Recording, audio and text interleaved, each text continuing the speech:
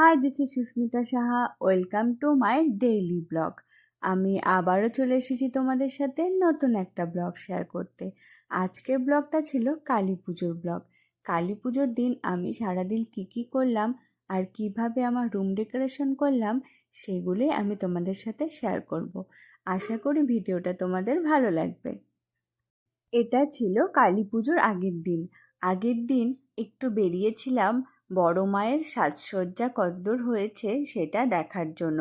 বারোবিশাতে বড় কালী ঠাকুরের পুজো হয় আর বিরাট মেলা হয়, সেটা তো অনেকেই জানো। তো সেই ঠাকুর কতদূর সাজসজ্জা হয়েছে সেটা দেখার জন্য একটু ঘুরতে ঘুরতে বেরিয়েছিলাম।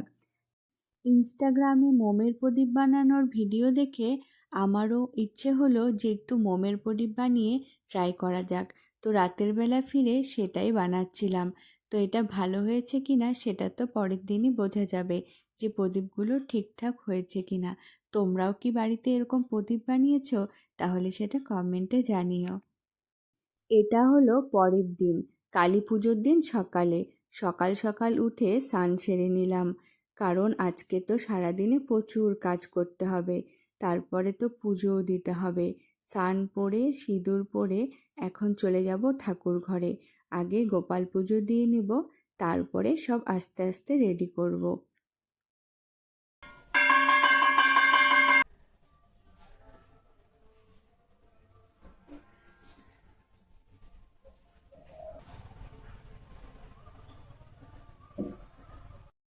শাশুড়ি মা বাড়িতে নেই, বৃন্দাবন গেছে, তাই সব কাজ একা হাতেই করতে হয়। মা থাকলে মাই অনেকটা করে দেয়, আমার আর সেরকম চাপই নিতে হয় না। এই হলো সমস্যা, মারা বাড়িতে না থাকলে একা একা কত দিক সামলাতে হয়। ফুল তুলে আনলাম, এখন গোপালকে স্নান করিয়ে নেব। স্নান করিয়ে একটা নতুন জামা পরিয়ে দেব। এই যেই জামাটা আজকে পরাবো সেই জামাটা আমি শিলিগুড়ি থেকে নিয়ে এসেছিলাম পুজোর আগে, পুজোতে পরানোর জন্য। তো সেটা আর পরানো হয়নি, নতুনই ছিল। তাই ভাবলাম আজকে কালী পুজোর দিন গোপালকে এই সুন্দর জামাটা পরিয়ে দিই।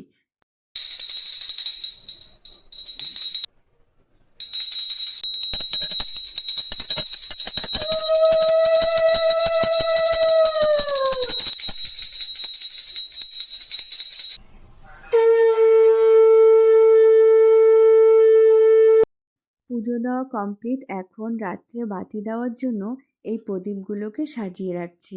সারা বাড়ি তো আজকে আলো দিয়ে সাজিয়ে দিতে হবে। সারা বাড়িতে প্রদীপ লাগালে কত সুন্দর লাগে, তাই না? আর দিওয়ালির দিন মানুষ সারা বাড়িতে আলো দেয়। প্রতিদিন যদি মানুষ এরকম বাড়িটাকে আলোয় ভরিয়ে রাখতো তাহলে কতই না সুন্দর হতো, তাহলে আর অন্ধকার থাকতোই না। কিন্তু সেটা কি আর হয়? সেটা তো আর কেউ করে না। এই দিওয়ালির কটা দিনই, কালী পুজোর কটা দিনই কিন্তু সবাই বাড়িটাকে আলো দিয়ে সাজিয়ে রাখে। দেখো কত সুন্দর লাগছে দেখতে। একটা চালনে আর একটা থালাতে সব প্রদীপগুলো সাজিয়ে সলতে দিয়ে রাখলাম। সন্ধ্যা হলে এগুলোতে তেল দিয়ে সারা বাড়িতে প্রদীপ লাগিয়ে দেব। মা বাড়িতে থাকলে এই কাজগুলো কিন্তু মাই করতো, কিন্তু যেহেতু মা বাড়িতে নেই তাই সব কিছু চিন্তাভাবনা করে আমাকেই আগে থেকে সব গুছিয়ে রাখতে হচ্ছে, যাতে কাজের সময় কোনো অসুবিধে না হয়। যেহেতু আমরা দুজনেই উপোস আছি তাই আজকে রান্না বান্নার কোনো ঝামেলাই নেই। তাই ভাবলাম একটু ছোট ছোট করে ঘরের কোণাগুলো সাজিয়ে ফেলা যাক। তাই সবার আগে আমি আমার বিছানার চাদরটাকে চেঞ্জ করে একটা সুন্দর চাদর পেতে নিলাম। তারপর ভাবলাম যে একটু স্কিন কেয়ার করা যাক। মুখের যা অবস্থা হয়েছে, একটু মুখটাকেও পরিষ্কার করা দরকার। রাত্রেবেলা তো সুন্দর করে সাজগোজ করতে হবে, তাই না? তাই জন্য আমি একটু ক্লিনজার স্ক্রাব করে একটা প্যাক লাগিয়ে নিলাম। এরপর আমি ভাবছিলাম যে কিভাবে প্রদীপ বানানো যায় আর প্রদীপগুলোকে সাজানো যায়। তো তারপর আমার মাথায় এলো ইনস্টাগ্রামে তো আমি এরকম একটা রিলস দেখিয়েছিলাম, সেটা একটু ট্রাই করা যাক। গ্লাসের মধ্যে ফুল দিয়ে, তার উপরে জল দিয়ে, তার উপরে তেল দিয়ে একটা সলতে লাগিয়ে দিয়ে। তোমরা কি এরকম কেউ ট্রাই করেছো? প্রদীপ বানিয়েছো? আমারটা অত একটা ভালো হয়নি। তাও সন্ধ্যাবেলা জ্বালালে বোঝা যাবে কতটা কি ভালো হয়েছে। তোমরা কেউ ট্রাই করে থাকলে সেটা অবশ্যই কমেন্টে জানিও। তারপর এই থালাটাকে সুন্দর করে সাজিয়ে এই মোমবাতিগুলো লাগিয়ে দিলাম। আর এই যে এই প্রদীপগুলো আমি কালকে রাত্রে বানিয়েছিলাম মোমবাতি দিয়ে। এখানে আমি আমার শাড়ি আর জুয়েলারি, মেকআপের জিনিস সব কিছু সুন্দর করে সাজিয়ে রেখেছি। এগুলো আমি সন্ধ্যাবেলা পরবো বলে, কারণ এটা দিয়েও আমি একটা সুন্দর ভিডিও আর ফটো বানিয়েছি।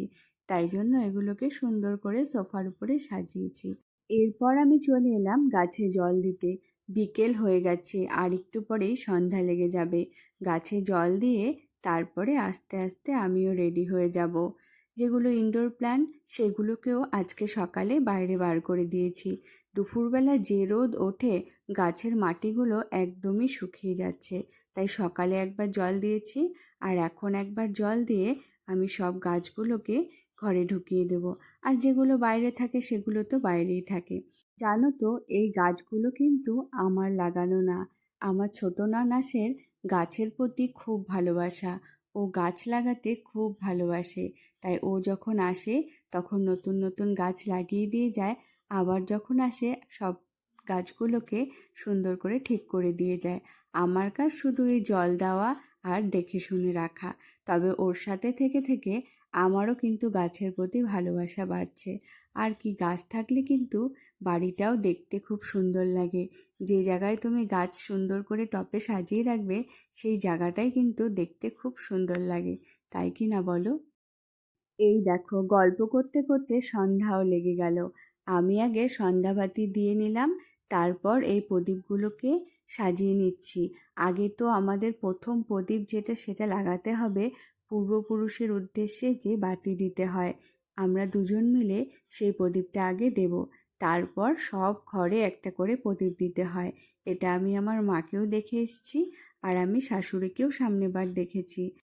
আমার শ্বশুরবাড়িতে গেটের সামনে কলা গাছ গেড়ে তার উপরে প্রদীপ জ্বালাতে হয় আর মোম জ্বালাতে হয়। এই নিয়মটা আবার আমার বাপের বাড়িতে নেই। তো এখানেও আমি সুন্দর করে সব প্রদীপ জ্বালিয়ে দিলাম। কত সুন্দর লাগছে, তাই না? প্রদীপ লাগাতে লাগাতে ফোন চলে আসলো যে ক্লাবে ঠাকুর নিয়ে এসেছে, আর এখন মাকে বরণ করতে হবে। তো সেখানে চলে গেলাম মাকে বরণ করতে। এই প্রথম আমি মাকে বরণ করলাম, কিন্তু আমি যখন বরণ করছিলাম ভিডিও করার মতো কেউই ছিল না। যাই হোক, কোনো ব্যাপার না। এরপর আমি সুন্দর করে রেডি হয়ে গেছি। আমার এই শাড়িটা আমার মা আমাকে নবদ্বীপ থেকে এনে দিয়েছিল। কি সুন্দর না শাড়িটা! মা আমাকে সবসময় বলতো, তুই কি শাড়িটা এখনও পরিস না?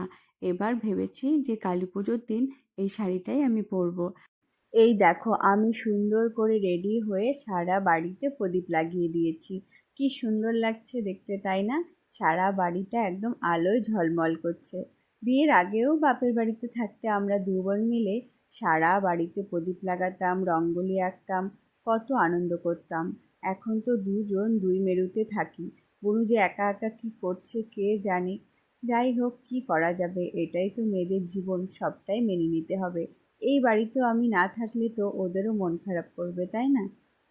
আর এই যে এই প্রদীপগুলো দুপুরবেলা যে সাজালাম, এই প্রদীপগুলোকে জ্বালিয়ে দিলাম। কত সুন্দরভাবে জ্বলছিল, অনেকক্ষণ ধরে জ্বলছিল। বেশ ভালো হয়েছিল প্রদীপগুলো। আর মোমবাতিগুলিও খুব সুন্দর ছিল। দেখো আমার ঘরটা কত সুন্দর লাগছে।